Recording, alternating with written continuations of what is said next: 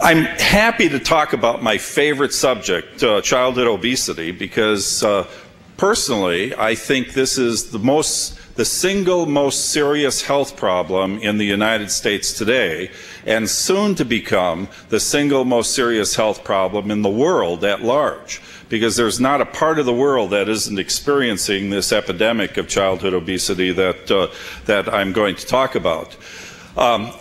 I love preaching about the subject, and if I get a little bit too preachy, just start throwing, wadding up paper and throwing it at me, because I have a tendency to go on about this problem. It was, as we discuss it, I initially want to talk about the scope of the problem.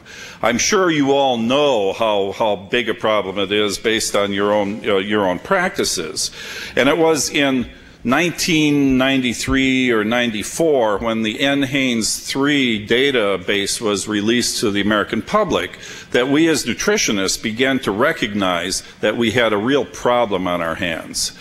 At that time, and this particular survey, the third cycle of the National Health and Nutrition Examination Survey, which went from about 1980 to about 1990, said that we had 60 to 80 million Americans, adult Americans, who were overweight, 34% of the adult population, and 85%, 22% of the pediatric population was overweight, with about half of those being defined as obese or over the 95th percentile for body mass index. This in itself sort of made everybody sort of stop and take notice. But what was really important about this was that when you compared this to the NHANES 2 data, the prevalence of obesity in America was going up at a rate of about 1% per year. Now that began to get the attention, and just to put that in perspective, I want to show you a series of slides that is based somewhat on the NHANES data. This is a map of the United States in 1985, which divides the U.S. in, or shows you which states have a problem with obesity based on color coding, going from 10%, the light blue, to up to greater than 20%. Now, this is obesity. This isn't overweight. This is a body mass index of greater than 30. This is what's happened.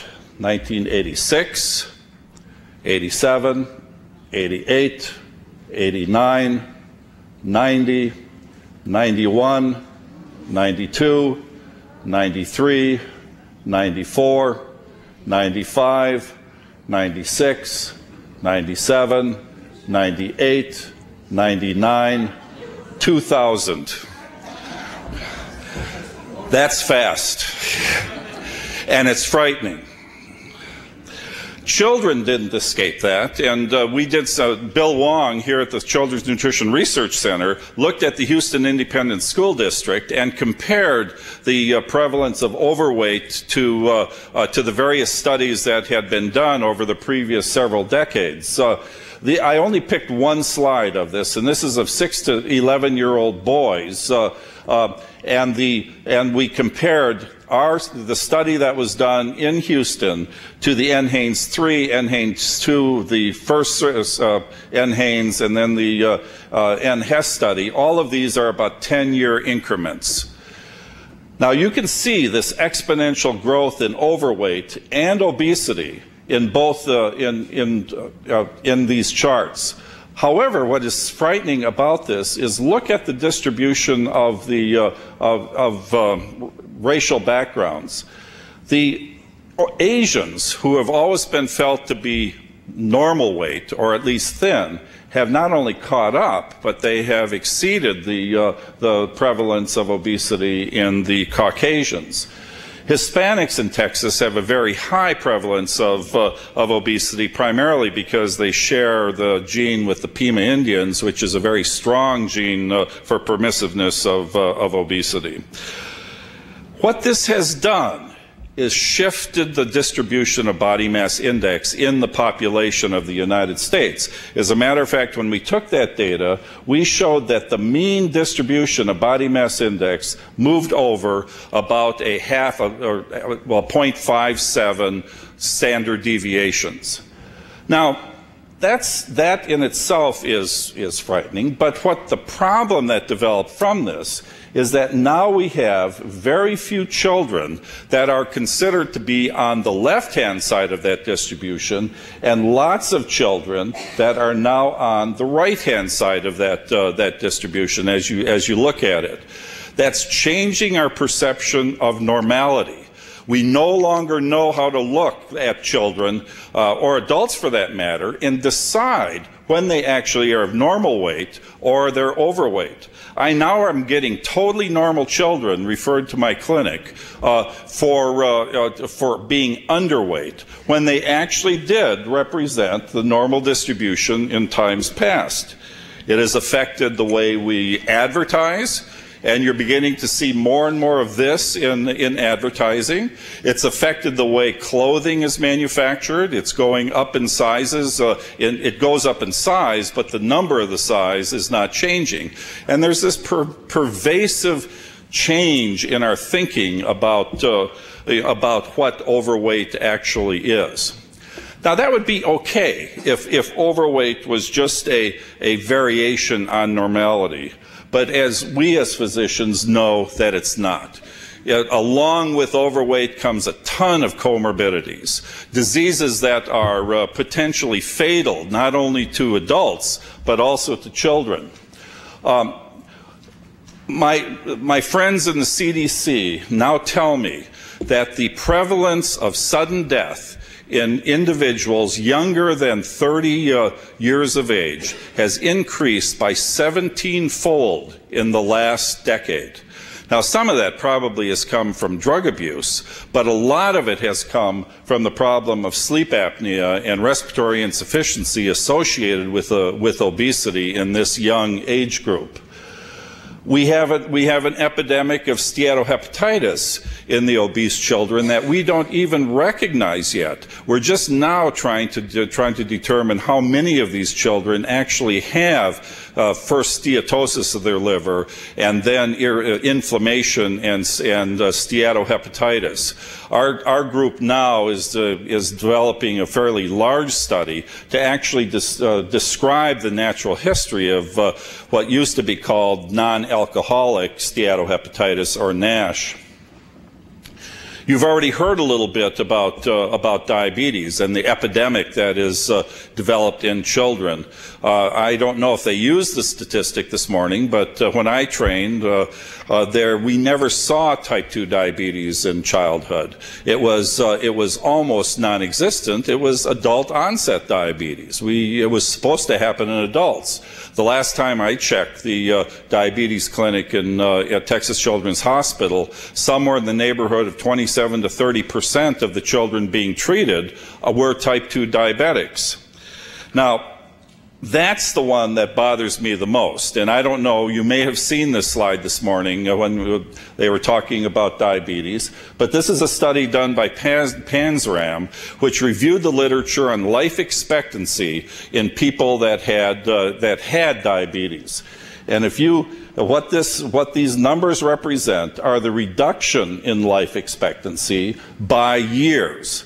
And you can see that if a child gets diabetic below the age of 15, at least in the Goodkin study, he has lost 27 years of life. That's why I can make this statement, and this is the thought that I would like you to leave, one of the thoughts I would like you to leave with.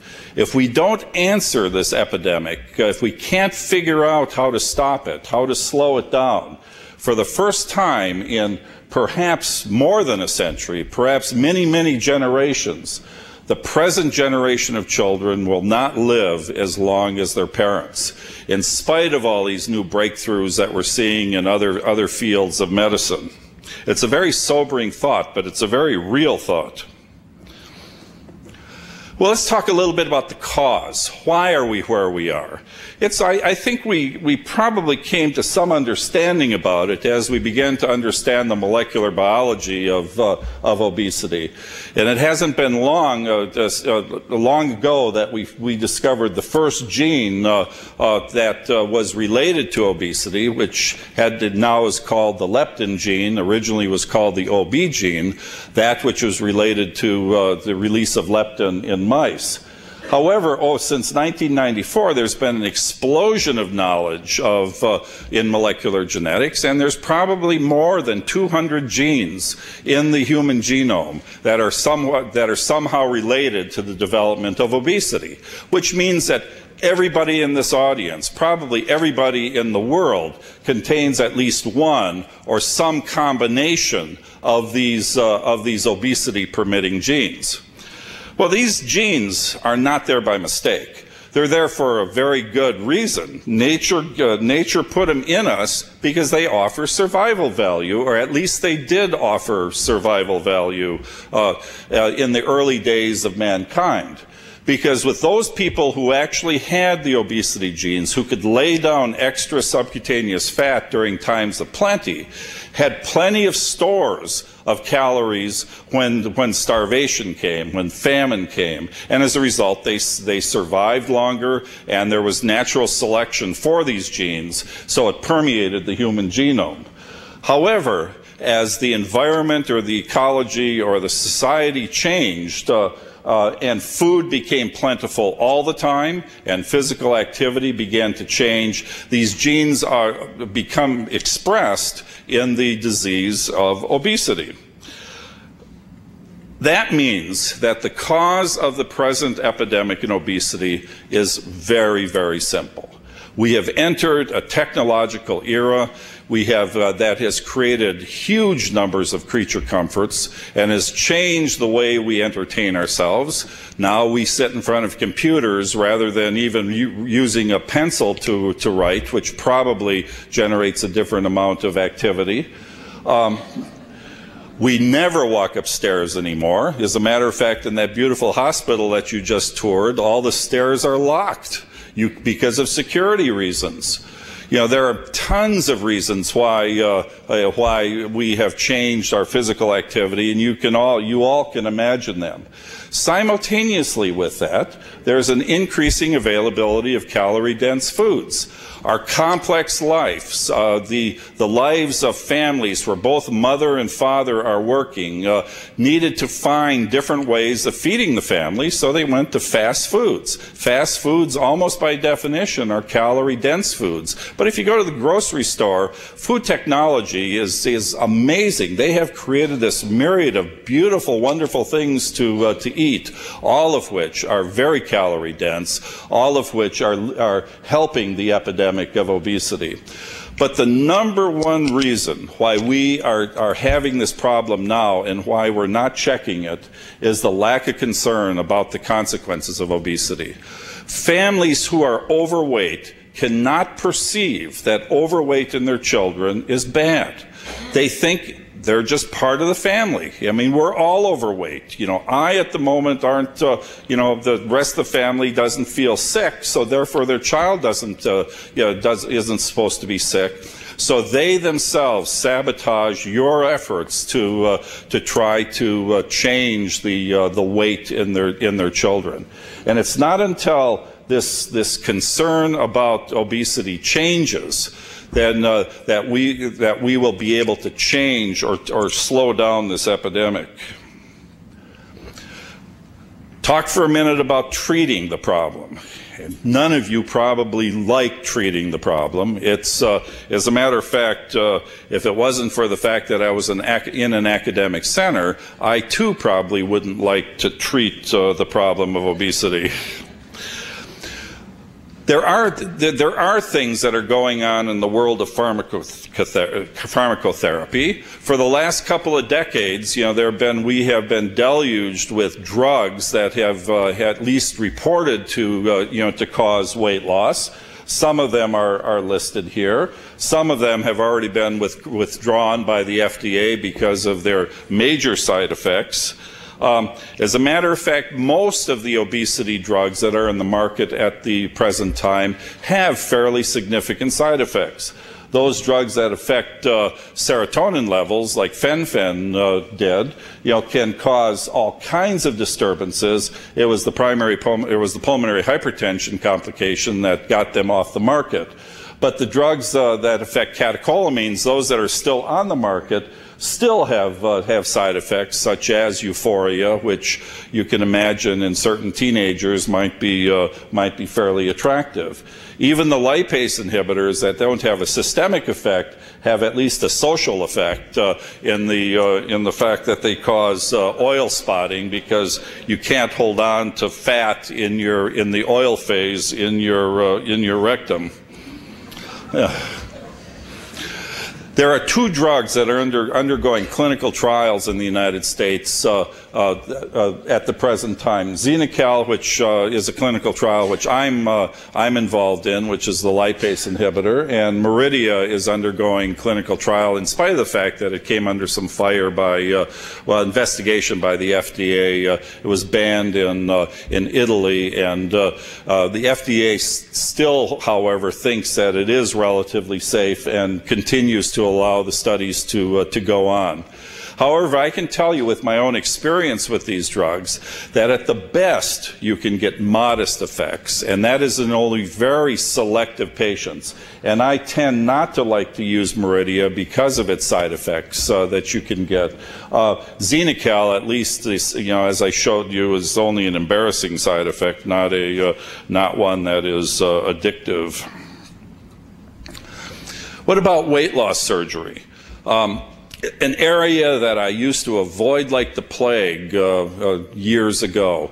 Now I'm starting to think about it again. Not only am I thinking about it, I've talked our surgeons at Texas Children's to begin to start developing a bariatric surgery subsection, because I can't allow children to die from the comorbidities of their disease without, because they're not responding to any of the forms of therapy.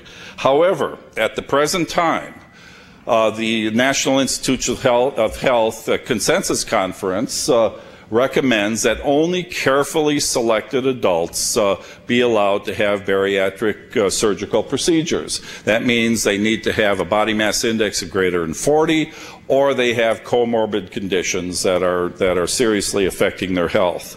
We have very, very little experience in children, and I think anybody who sets up a surgical center for weight reduction surgery in children, it should be required to do it under protocol so that we can generate more data. There was a paper published about a year ago by a friend of mine, Rich Strauss, at Robert Wood Johnson in New Jersey, who followed up about a dozen children for several years following bariatric surgery and found that they all did pretty well. So it may be that there will become a place for us to at least consider surgery in very, very selected children. The one technique that's come along that has fascinated me, which is not yet available in Houston, I'm hoping that it ultimately will get available, is the variable or adjustable band gastrostomy, or gastric banding rather. What this represents is a plastic device implanted around the stomach through a laparoscope that is adjustable. The band goes around the fundus of the stomach. There is a tube that leads up to a subcutaneous reservoir, and when you want to use the band, in other words, when you want to create a restrictive gastric procedure, you inject the reservoir with saline. The band expands and slowly it creates a small pouch in the stomach. If the child gets sick and you need to feed them, or the person gets sick, you can relieve the pressure and allow the stomach to go back to normal. I think what is most exciting about this is this can all be taken away without any residual physiologic effect, whereas every other procedure that's been developed has been a mutilating procedure that's for a lifetime. So what does that leave us with? The same old three that we've been talking about for, God knows how many years, probably the last century: diet, exercise, and behavior modification. Well, I can tell you, after running probably one of the best weight control programs in the country for children, that the treatment of obesity is tough, and the success through treatment is very limited. Let me share some of our statistics with you. This is a one-year survey that we did. We see quite a few patients per year, about 500 per year.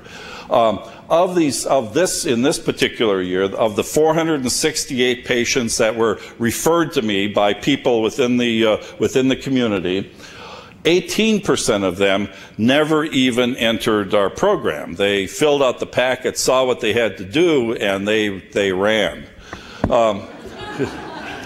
11% went on to the next step, which is an interview with our psychologist, and that was as far as they were able to get, because I guess they have difficulty, on revealing some of the things that they needed to reveal. However, 332 or 71% started our study, but only 92 or 20% ended the program.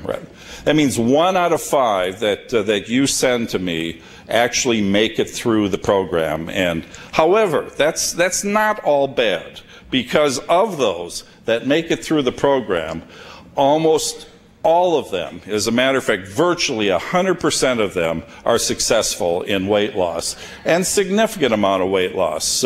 They were losing, on the average, 24% of their ideal body weight for height. Even the ones that dropped out of our program, and the average number of the dropouts usually happened around session number 9, which was after we got into the dietary part of the program. But even then, even they had some success. So I really am not that frustrated within our own program as to what we actually do for these children. I suspect many of these that dropped out because they began to get over some of the psychological problems they had with their obesity. We raised their self-esteem, and they didn't need us as much as they did initially. However, that form of therapy is not the solution to the problem. The solution is much more broad than the treatment of obesity, and you guys have to be part of the solution, because the solution can only be prevention, and prevention has to start in childhood. We have to start, as a pediatric community, start becoming aggressive in preventing the disease of obesity. Now, there are stakeholders in prevention. The physicians are not the only stakeholders. The family themselves are stakeholders, of course, but society at large is a stakeholder, because if it's society that's causing the epidemic to happen, society has to become involved in the solution of the epidemic. Well, what are the roles, the prevention roles of each one of these stakeholders? Well, in the family, I think the most important thing that can happen is they have to recognize obesity as a disease. We can't soft pedal anymore around the definitions of obesity. We can't worry about the fact that maybe we're labeling people, because this has got way beyond the psychological issues of obesity. Obesity is a disease. It's killing children now. It's going to kill them as an adult if they don't get the problem under control. Families need to start to work together to motivate the behavior change. And one of the things that I think you can stress to families is to try to reestablish the family table, something that's disappeared from society in the United States. Families don't eat together anymore. The kids go off and watch television while they're eating. The parents come home late, have a different meal time. The family table is very important because it's not about eating around the family table. It's about yelling at each other, about problem solving, about fighting, about doing all those things that are going to alter and slow down the intake of food, which is going to help the problem of obesity. Exercise has to be reintroduced into the family as a family. Families need to go walking together. They need to go bicycling together. They need to do things as a family, because you can't take a child out of that family and say, I want you to go walk every night for 20 minutes or 30 minutes. Not going to do it unless they get support from the family. And then finally, the family has to put a priority on all this stuff, that this is something important for them to do. I mean, these are small areas, but they are profoundly important for families to prevent obesity. Well, what's the role of society? Schools have to change, and I'm very proud to